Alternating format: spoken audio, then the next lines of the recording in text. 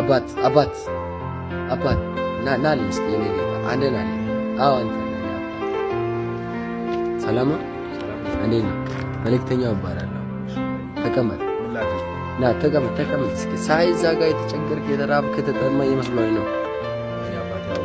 ሁሉም ብናገር ወደ ባዶ ይቀራል ይባላል። አትንከ ችግር የለውም። እኔ መልእክተኛው እባላለሁ።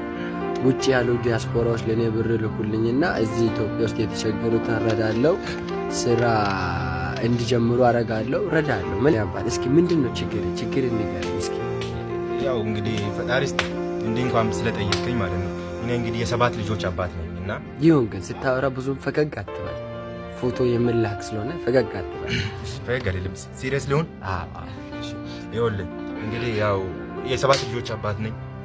ታውቃለህ እንግዲህ ያው የሚበሉት እንደጡት የለም። ይሄኛውን ተሪቦ እየጠበቁኝ ነው። ምን እንደማድረግ ነው እንጃ። ማረጉን ሳጣ ነው እዚህ ጋር ቁጭ ያልኩት።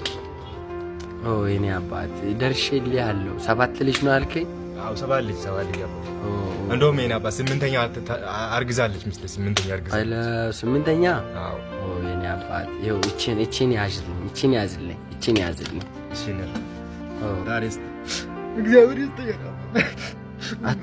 አታልቅስ የኔ አባት አታልቅስ። ምንድናት ግን እቺ መጠቀሚያ ነች። ምንድናት? መጠቀሚያ ኮንደም። ምን ኮንደም ነው? ኮንደም ምግለብላው ለምነው ምን ያደርግልኛል? ታላቅ ልጅ ነኝ። ሌላ ወንድሞች ያንተ ልጅ ነኝ። ታላቅ ሌላ ልጆች እዚህ መጥተው እንዳይቸገሩ ብዬ እኮ ነው። ወንድሞቼ ተወልዶ እንዳይቸገሩ ብዬ ነው አባዬ።